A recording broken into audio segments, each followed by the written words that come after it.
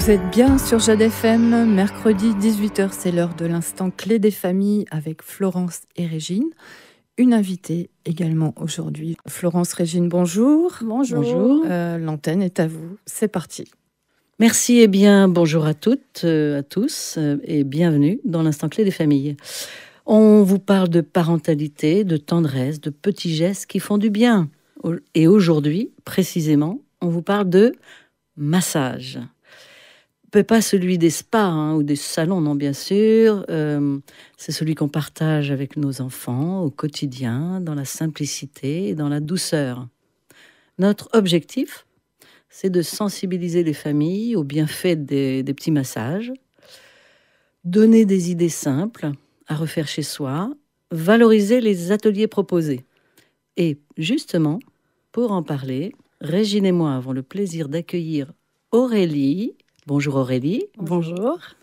Qui anime régulièrement des ateliers automassage parents-enfants à la Clé des Bambins, notre atelier du lundi matin à Pornic. Alors Aurélie, est-ce que tu pourrais te présenter brièvement? Nous savons que tu es membre fondateur de la Clé des Familles, on t'en remercie, mais que tu as aussi plusieurs cordes à ton arc. Oui, tout à fait. Donc, je suis dans le bien-être depuis 20 ans maintenant, et plus particulièrement la réflexologie et les massages énergétiques depuis 10 ans.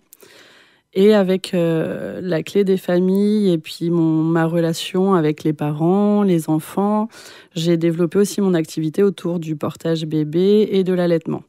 Donc, je fais plein de choses autour de l'enfance, de l'éducation et du bien-être des enfants et du parent. Et aujourd'hui, on avait envie de parler d'un atelier que tu animes régulièrement à Clé des Bambins, comme le disait Florence, et surtout ce que ça apporte aux petits et aux parents, quel est le lien que l'on peut créer pendant ces ateliers. Nous, en tant qu'animatrice de l'atelier, on voit bien que les parents et les enfants ressortent enchantés, mais on aimerait bien avoir tes secrets. Mes secrets. Très bien. Eh bien, l'atelier a été pensé dans un premier temps pour créer du lien au niveau des enfants, des parents, mais surtout et avant tout pour que l'enfant puisse apprendre à prendre soin de soi par des petits massages, de l'automassage. Et donc, comme à la Clé des Bambins, on a des enfants de 0 à 3 ans, on peut faire des ateliers où les parents ou les nounous vont pouvoir masser également, où ils vont pouvoir se masser entre eux, où ils vont pouvoir se faire de l'automassage. Donc ça va leur permettre de la détente et d'avoir des petites clés à refaire aussi chez eux pour prendre soin d'eux, pour se détendre, pour le sommeil, etc.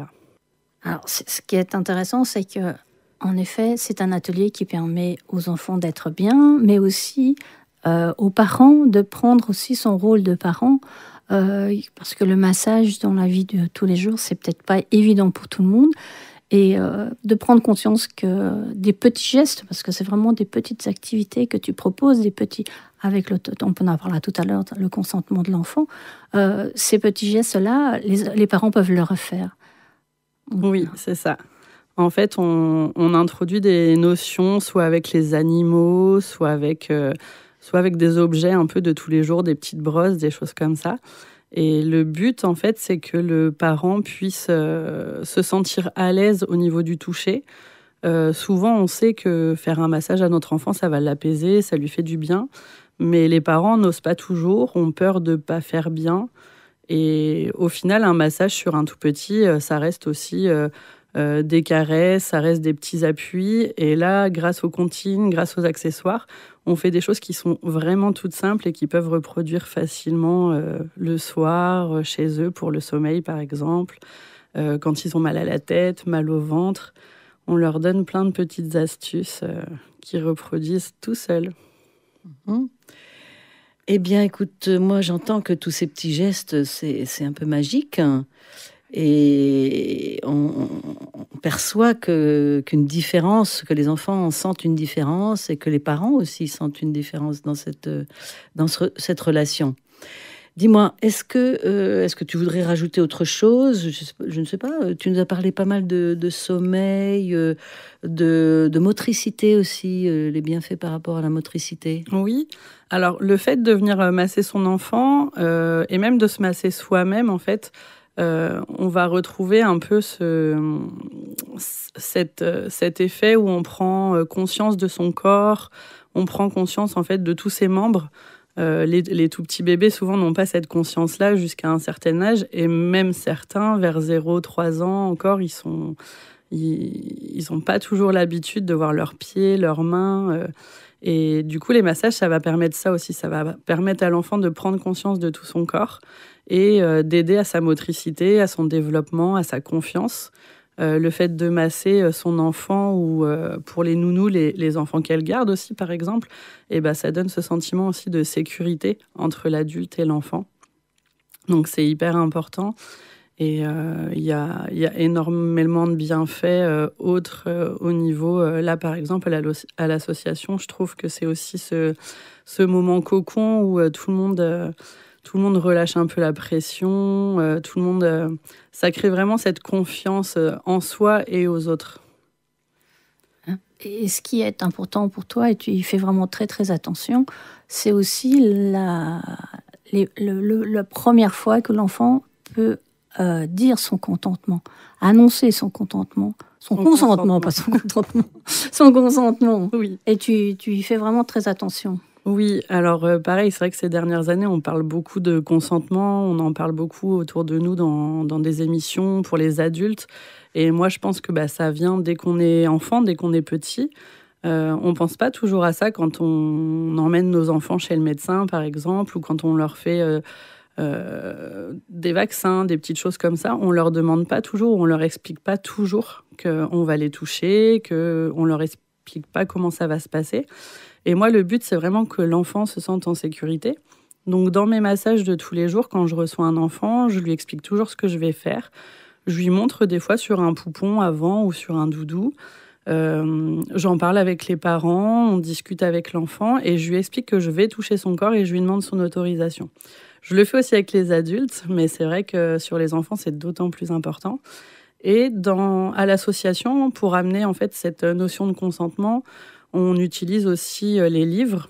Donc, on avait Alouette, je t'aimerai, qui parle de l'histoire de l'alouette, je te plumerai, et qu'elle aime pas trop qu'on la touche, etc. Et de raconter cette petite histoire aux enfants avant, ça leur permet de se dire « Ah bah oui, des fois, j'ai pas envie ou je suis pas à l'aise ». Et ils ont le droit de le dire aussi. Il y a des enfants qui arrivent à l'atelier qui vont juste regarder parce qu'ils n'ont pas envie qu'on les touche, ou je vais leur donner un doudou, ou ils vont faire sur les autres, sur leurs parents. C'est tout à fait OK, en fait. J'oblige en rien ni les enfants, ni les parents à se masser. Mais ils le font petit à petit, en fait, justement par cette notion de confiance et parce qu'on leur explique et leur demande leur avis. Alors on entend le mot consentement, confiance. Moi, je perçois la notion de respect aussi. Oui, tout à fait. De respect de rythme aussi de l'enfant. Oui, c'est important aussi de faire attention à l'enfant. Ils sont tous différents. Nous, les adultes, on sait très bien dire là, je sais que je suis fatiguée ces jours-là, je fais pas ci. Ou les enfants, c'est un peu moins évident. Et là, ça leur permet aussi de se rendre compte, en fait, des fois, de leur dire ton rythme, il est comment? Est-ce que là, tu es fatigué? Est-ce que tu n'es pas fatigué? Est-ce que tu as envie de participer? Est-ce que tu as envie de jouer? Au contraire. Et cette notion de respect, elle entraîne au final les enfants à participer d'autant plus parce qu'ils se sentent respectés, écoutés et valorisés. Je dirais plus que les enfants, mais aussi les parents. Oui. Parce que pour les parents, c'est pas si évident aussi qu'on touche leur enfant ou que eux touchent leur enfant justement dans des moments cocoon comme celui-ci avec d'autres parents. Et c'est se laisser aller, se lâcher prise qui fait que les familles prennent beaucoup de plaisir une fois qu'elles y sont arrivées. Mais on a des parents qui ne veulent pas aller à ces ateliers, tout au moins les premières fois. On a eu ça. Oui, c'est ça. Au début, c'est quand même assez... déjà, ils se demandent ce qui va se passer exactement. Il y en a qui n'aiment pas être touchés, qui n'aiment pas les massages, qui n'en font pas. Et le but, c'est aussi de les amener petit à petit. Donc, c'est pour ça que dans les ateliers, en fait, on fait juste des petits massages, des fois sur la main. On fait des petits points. Je leur explique que ça représente des choses de leur corps. Ou on fait les petits animaux, comme des moustaches de chat, des petites pattes de chat sur le corps. Vraiment des choses toutes simples. Et là, les parents, quand ils voient aussi que c'est ludique, qu'on n'est pas obligé de se déshabiller également pour faire un massage, parce qu'on peut faire un massage habillé, il n'y a pas de souci. Du coup, ça leur donne un peu plus confiance et ils finissent par se détendre aussi. Mais c'est vrai qu'avec certains, c'est encore compliqué et on est dans l'acceptation aussi. Chacun fait comme il veut. Le respect. Mais par contre, je peux t'assurer qu'ils me demandent tout le temps, c'est quand qu'elle vient, Aurélie? Je reçois même des messages sur les réseaux sociaux. Message par réseau social, c'est un peu difficile, mais peut-être tu nous donnes un petit exercice, là, tu nous en fais un petit en direct à la radio. Oui, on peut. Pour terminer, là, ça serait une Je prends souvent un des livres, en fait, les massages magiques, où on a des petites idées, en fait, de comptines. Donc, on a une comptine qui parle d'un petit chat. Et du coup, on vient faire les pattes du petit chat sur le dos de l'enfant ou sur le dos du parent. Et on monte tranquillement et le chat se balade. Et ensuite, il fait des virevoltes et des saltos. Et du coup, on prend ses mains, on virevolte et on revient les poser à chaque fois en appuyant assez fortement à certains endroits. Donc, ça va venir détendre l'ensemble du dos. On explique que ce petit chat, il a des moustaches. Donc, on vient faire le signe des moustaches avec ses doigts sur le dos. On peut dessiner les oreilles du chat, etc. Et on raconte ensuite qu'il est très fatigué. Donc, quand il est fatigué, il s'épuise. Et là, on fait des petits mouvements en fait, qui vont venir étendre le dos vers l'extérieur. Et à la fin, le chat, il dort. Et là, on vient rejoindre ses mains en fait, sur le bas du dos et on ne bouge plus. Ça entraîne la fin du massage et en même temps, la fin de la petite histoire. On a envie d'y aller. D'ailleurs, si vous êtes intéressé, nous vous invitons à venir le lundi matin à Montval. Voilà, à la Clé des Bambins. À la Clé des Bambins. Dis-moi, je crois que tu avais un livre à nous conseiller, Aurélie. Oui, alors on a plusieurs livres, donc ceux dont j'ai parlé, les massages magiques, l'Alouette pour le consentement, et j'utilise aussi le livre des massages pour les bébés. Donc c'est plein de petites astuces massages et il y a un livre CD avec pour accompagner les parents. Donc c'est des petites choses sur lesquelles je me base et qui sont faciles à utiliser autant pour les enfants que les parents, qui ont des visuels attrayants, qui donnent envie. On utilise dans nos ateliers aussi bibliocréatifs, où on amène en fait cette notion de consentement puis de massage grâce à ces livres. Alors, ce livre des massages pour les bébés, c'est de Gilles Diderich et Véronique Salomon-Rieux. Et c'est publié aux éditions Rue des Enfants. C'est ça. Ok. Ah ben c'est super tout ça, Aurélie. Merci beaucoup. Avec plaisir. Et à très bientôt. Merci, à bientôt. Merci Aurélie.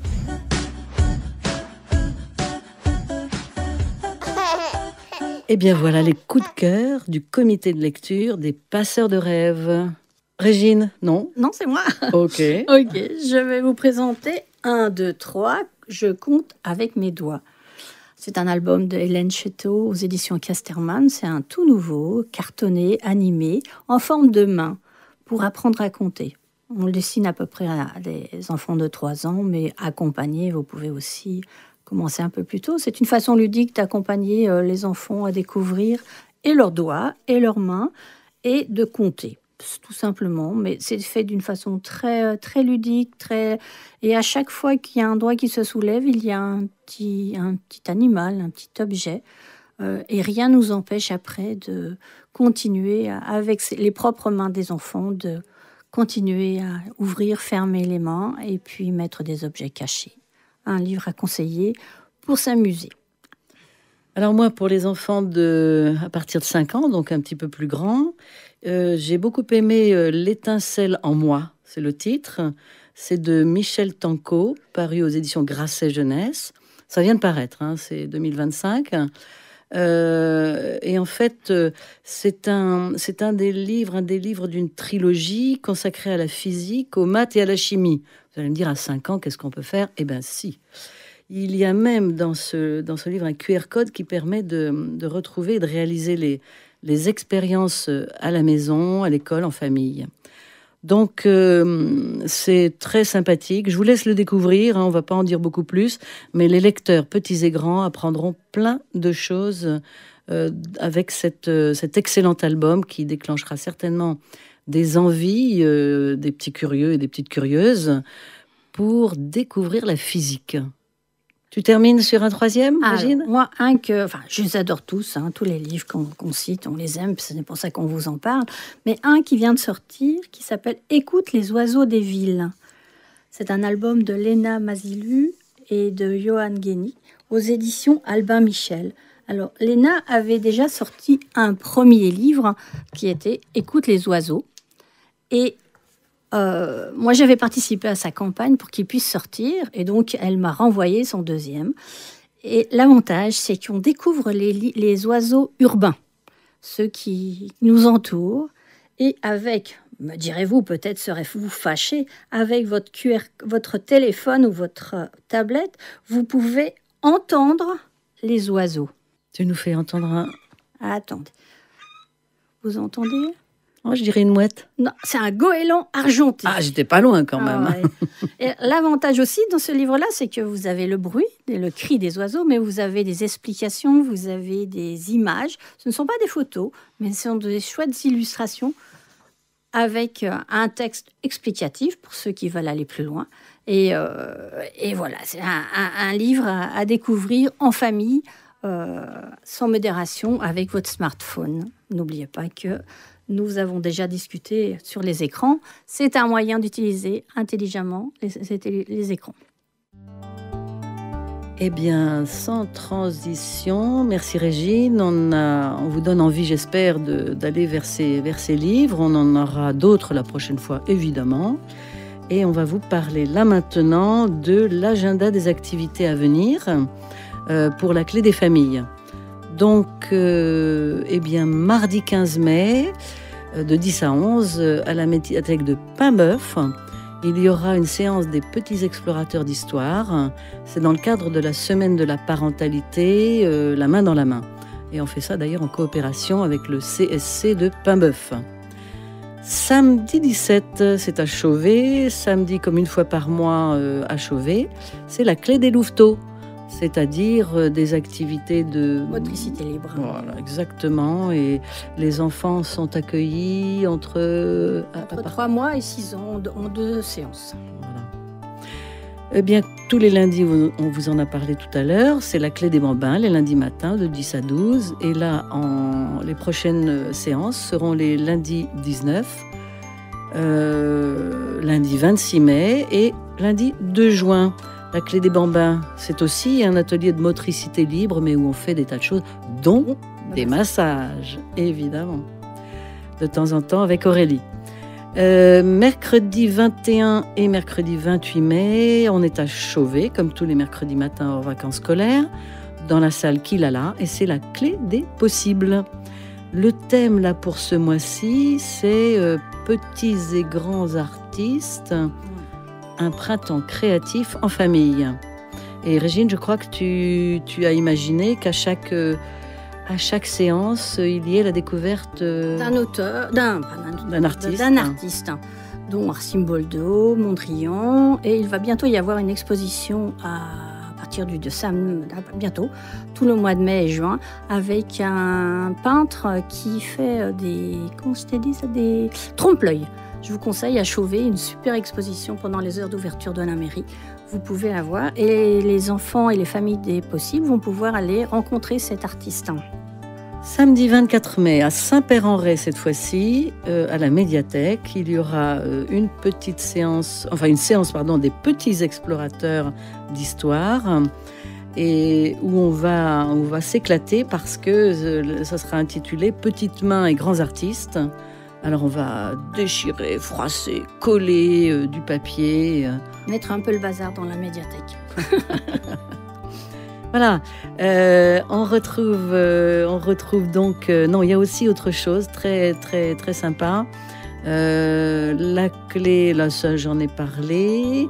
Eh bien... C'est la clé des possibles. Le 4 juin, nous allons visiter en collaboration avec la commune Pornic, une pêcherie fluviale. On emmène toutes les familles et tous les membres de l'association qui le désirent visiter cette pêcherie avec Michel, notre guide. Mercredi 4 juin. 4 juin, oui. Et d'ailleurs, ce même jour, il y a aussi la petite clé qui lie à la médiathèque de Pornic. Oui. Tous les mois, on se retrouve Clé des possibles et la petite clé qui lie en même temps. Voilà, faut choisir. Tout va bien. Eh bien voilà, notre séance du jour se termine. On vous donne rendez-vous mercredi 4 juin à 18h sur les ondes de Jade FM 99.7 comme vous savez. Et bonne semaine à vous tous.